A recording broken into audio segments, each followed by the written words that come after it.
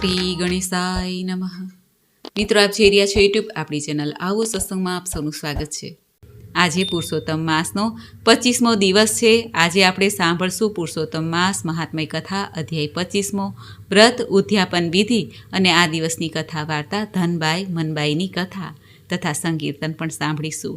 જો આપના વિડીયો પસંદ આવે તો લાઇક કરજો, શેર કરજો. આપ આ ચેનલ પહેલી વખત જોઈ રહ્યા છો તો સબસ્ક્રાઈબ કરી લેજો, જેથી આવનાર નવા વિડીયોની માહિતી આપ સુધી તુરંત પહોંચી શકે. ધન્યવાદ. શ્રી કૃષ્ણ ગોવિંદ હરે મુરારે, હે નાથ નારાયણ વાસુદેવ, વટસ્ય પત્રસ્ય પુટે શયાનમ, બાલમુકુંદ મનસા સ્મરામી. બોલો જગદગુરુ ભગવાન શ્રી કૃષ્ણની જય. શ્રી પુરુષોત્તમ માસ મહાત્મય કથા અધ્યાય 25મો, વ્રત ઉદ્યાપન વિધિ.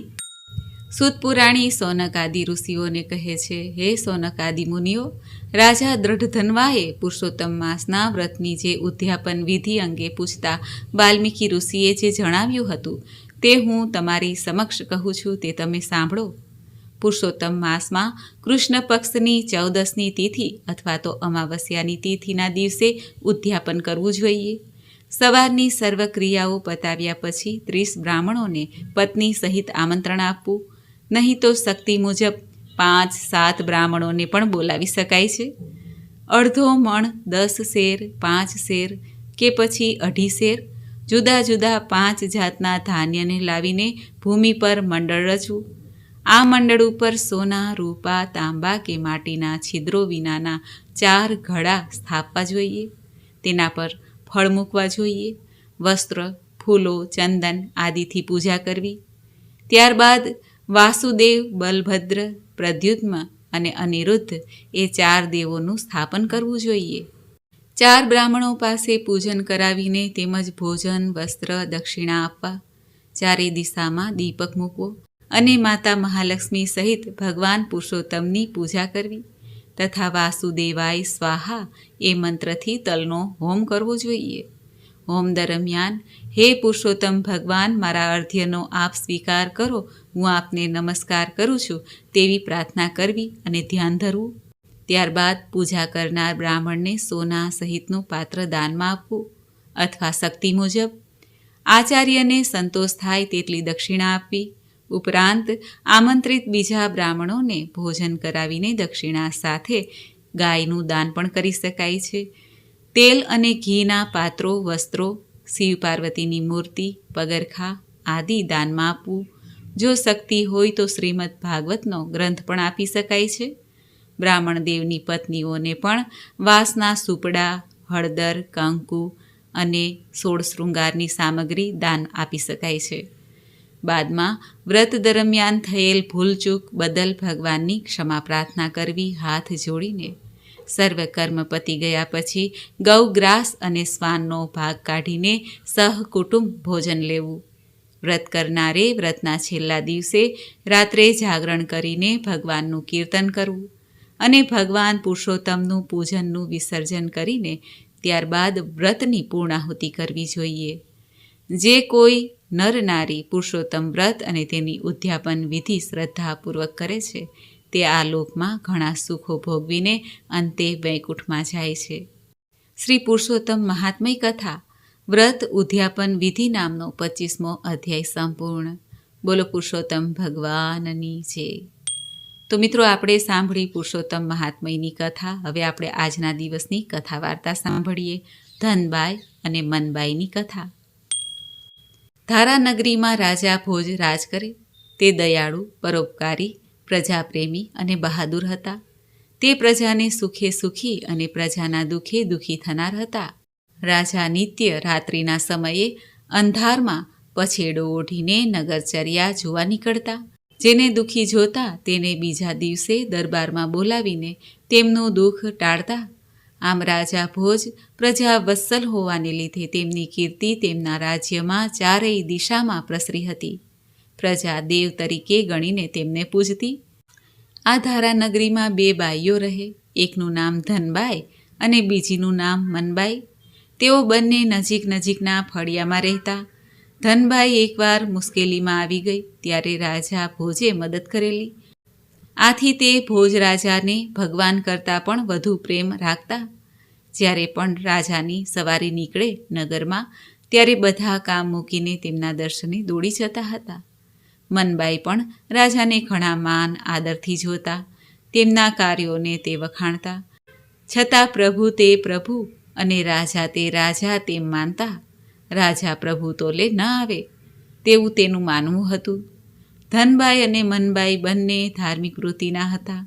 સારા કાર્યમાં બંને આગળ પડતા ભાગ લેતા. કોઈ દુખિયારી બહેનને જોતા તો તેને તેઓ સહાય કરવા માટે પાછા ન પડતા. એવામાં અધિક પુરુષોત્તમ માસ આવ્યો. બંનેએ પુરુષોત્તમ ભગવાનનું વ્રત શરૂ કર્યું.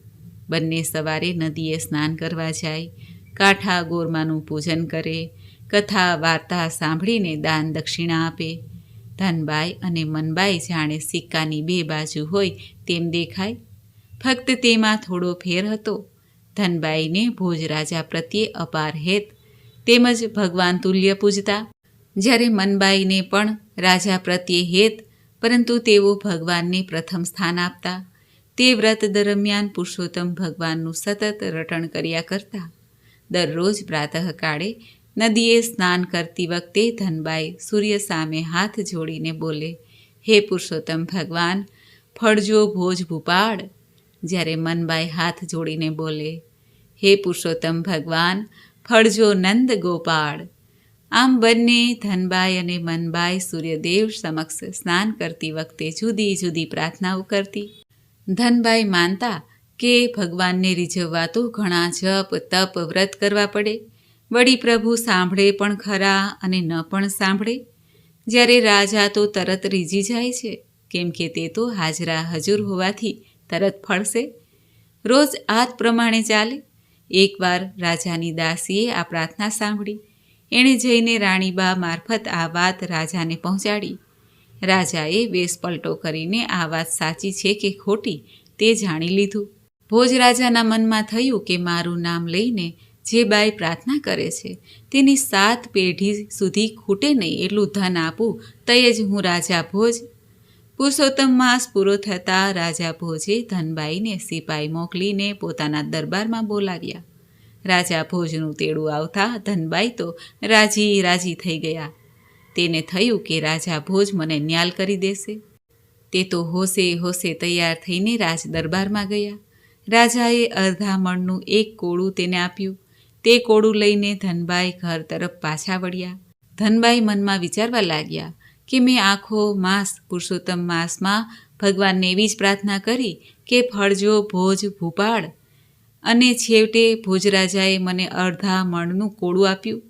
મારા મનમાં તો હતું કે મને પુષ્કળ સોના મહોરો આપશે. હવે આ અડધા મણના 8 આનાના કોળાને હું શું કરું? તે તો સીધા એક ઓળખીતા કાછિયાની દુકાને પહોંચ્યા અને કોળું 8 આનામાં વેચી દીધું. મનમાં અસંતોષ સાથે તેઓ ઘેરે આવ્યા. આ બાજુ પુરુષોત્તમ માસ પૂરો થતાં મનબાઈએ બ્રાહ્મણને જમાડવાનું નક્કી કર્યું. તે બજારમાં શાક લેવા ગયા. તેની નજર પેલા અડધા મણના કોળા ઉપર પડી. તેણે તે 12 આનામાં તે વેપારી પાસેથી ખરીદી લીધું અને બધું સરસામાન લઈને મનબાઈ ઘેરે આવ્યા. તેણે બધા બ્રાહ્મણોને નોતરા દઈ દીધા હતા અને સાંજે બધા જમવા પણ આવવાના હતા. એટલે તેણે રસોઈની તૈયારી કરવા માંડી. મનબાઈએ તો કોળું સમારવા માંડ્યું. અંદરથી ખડીંગ ખડીંગ કરતી સોના મહોરો નીચે પડવા માંડી. મનબાઈ વિસ્મયથી આ જોઈ રહી. તેના પગ આગળ 125 સોના મહોરોનો ઢગલો થઈ ગયો. મનબાઈ સમજી ગયા કે આ જરૂર પુરુષોત્તમ ભગવાનની જ કૃપાનું ફળ છે. તેણે તો 5 બ્રાહ્મણોને જમવાના નોતરા આપ્યા હતા. હવે દ્રવ્ય હાથમાં આવતા તેણે તાબડતોબ 25 બ્રાહ્મણોને આમંત્રણ આપી દીધું અને પોતાને ત્યાં જમવા નોતર્યા. તેણે તો તડામાર તૈયારી કરી. સાંજના 25 બ્રાહ્મણોને જમાડીને સારી એવી દક્ષિણા પણ આપી. બ્રાહ્મણો તો મનબાઈની જય કરતા પોતપોતાના ઘેરે ગયા. રાજા ભોજને પોતાના ગુપ્તચર દ્વારા જાણવા મળ્યું કે આજે તો મનબાઈની જય બોલાય છે. રાજાને મનમાં થયું કે આજે ધનબાઈની જય બોલવી જોઈએ, તેને બદલે મનબાઈની જય કેમ બોલાય છે? કેમ કે તેમણે તો ધનબાઈને 125 સોના મહોરો ગઈકાલે જ આપી હતી. રાજાએ ધનબાઈને દરબારમાં બોલાવ્યા. કોળાનું શું કર્યું તે પૂછ્યું. ત્યારે ધનબાઈએ જણાવ્યું કે મહારાજ, તમે આપેલ મોટા કોળાને મારે શું કરવું? તેથી કરીને મેં કાછિયાને 8 આનામાં વેચી દીધું. રાજાને આ વાત જાણીને પસ્તાવો થયો. તેમણે સિપાઈ મારફતે કાછિયાને દરબારમાં બોલાવ્યો. કાછિયાને કોળા બાબતમાં પૂછતા તેણે જણાવ્યું કે મનબાઈ મારી પાસેથી કોળું 12 આનામાં ખરીદીને લઈ ગયા હતા. રાજાએ મનબાઈને દરબારમાં તેડાવી અને કોળા અંગે પૂછપરછ કરી. ત્યારે મનબાએ કહ્યું, હે મહારાજ, મેં પુરુષોત્તમ માસનું વ્રત કર્યું હતું. પુરુષોત્તમ માસ પૂરો થતાં મારે બ્રાહ્મણોને જમાડવાના હોવાથી મેં એ કોળું લાવીને શાક કર્યું હતું. આ સાંભળીને ભોજરાજાએ મનબાઈને પૂછ્યું, તે કોળામાંથી કંઈ નીકળ્યું? ત્યારે મનબાઈ બોલ્યા, હા મહારાજ, તે કોળામાંથી 125 સોના મહોરો નીકળી હતી. તેમાંથી મેં 25 બ્રાહ્મણોને જમાડ્યા હતા. ત્યારે રાજા કહે છે, તું તે 125 સોના મહોરો કાછિયાને આપવા શા માટે ન ગઈ? તારી ફરજ હતી કે તારે કાછિયાને આપી દેવી જોઈએ. ત્યારે મનબાઈ રાજાને કહે છે, હે રાજન, તે સોના મહોરો કાંઈ કાછિયાની ન હતી. જો તેને ખબર હોત કે આ કોળામાં 125 સોના મહોરો છે તો તે મને 12 આનામાં તે કોળું વેચેત જ નહીં. જો હું આમ કરે તો સોના મહોરો ખોટા મનુષ્યના હાથમાં જાત. મેં પુરુષોત્તમ ભગવાનની કૃપાનું ફળ માનીને એ વાત કોઈને કરી ન હતી. રાજા ભોજના અંતરચક્ષુ ખુલી ગયા. તે મનમાં વિચારવા લાગ્યા કે મનુષ્ય કોઈને ગમે તેટલું આપવા ધારે, પરંતુ ભગવાનની ઈચ્છા ન હોય તો તેને કંઈ મળતું નથી. સાચું ફળ દેનાર તો ભગવાન જ છે. હું તો ભગવાનનો પામર સેવક છું. છેવટે ભોજરાજા કહે છે, હે ધનબાઈ, હે મનબાઈ, હે કાછિયા, હે દરબારીઓ, તમે આજે પ્રત્યક્ષ જુઓ છો કે મેં ધનબાઈને 125 સોના મહોરો બક્ષિસમાં આપી હતી અને માન્યું કે ધનબાઈએ મારી ભક્તિ કરી એટલે મેં તેને ન્યાલ કરી દીધી. પણ જુઓ, રાજાઓના રાજા ભગવાનને ભજે છે, ભક્તિ કરે છે. તેઓ તેને સંકટ સમયે પણ ઉદારતાથી ન્યાલ કરી દે છે. એટલે હું તમને કહું છું, મને ભજવા કરતાં મારા નાથને ભજો, તેમાં જ તમારું અને મારું કલ્યાણ સમાયેલું છે. રાજાની વાત દરેકના દિલમાં ઠસી ગઈ. બધાએ રાજાને સાચી વાત જણાવવા માટે ધન્યવાદ આપ્યો. ત્યારથી ધનબાઈ સમજી ગયા કે ભોજરાજા તે રાજા છે. રાજાઓના રાજા મહારાજાનું શરણ લેવામાં જ આપણું કલ્યાણ છે. તે છે પુરુષોત્તમ ભગવાન. બીજો અધિક માસ આવ્યો ત્યારે ધનબાઈએ પૂર્ણ શ્રદ્ધા સાથે પુરુષોત્તમ ભગવાનને પૂજ્યા. પુરુષોત્તમ ભગવાનની કૃપાથી તેનું દારિદ્ર્ય ટળી ગયું. હે પુરુષોત્તમ ભગવાન, તમે જેવા મનબાઈને ફળ્યા તેવા આપની આ કથા કહેનાર, કથા સાંભળનાર, આપનું પૂજન કરનાર સૌને ફળજો. બોલો પુરુષોત્તમ ભગવાનની જય. હરિને ભજતા હજી કોઈની લાજ જતા નથી જાણી રે. જેની સુરતા સામળિયાની સાથ વદે વેદવાણી રે. હરિને ભજતા નથી કોઈની લાજ જતા નથી જાણી રે. વહલે ઉગાર્યો પ્રહલાદ હિરણ્ય કશ્યપ માર્યો રે. વિભીષણને આપ્યું રાજ રાવણ સંહાર્યો રે. હરિને ભજતા હજી કોઈની લાજ જતા નથી જાણી રે. વહલે નરસિંહ મહેતાને હાર હાથો હાથ આપ્યો રે. ધ્રુવને આપ્યું અવિચળ રાજ પોતાના કરી સ્થાપ્યો રે. હરિને ભજતા હજી કોઈની લાજ લાજ જતા નથી જાણી રે. વહાલે મીરા તે બાઈના ઝેર હળાહળ પીધા રે. પાંચાલીના પૂર્યા ચીર પાંડવ કામ કીધા રે. હરિને ભજતા હજી કોઈની લાજ જતા નથી જાણી રે. આવો હરિ ભજવાનો લાવો ભજન કોઈ કરશે રે. કર જોડી કહે દાસનો દાસ ભક્તોના દુઃખ હરશે રે.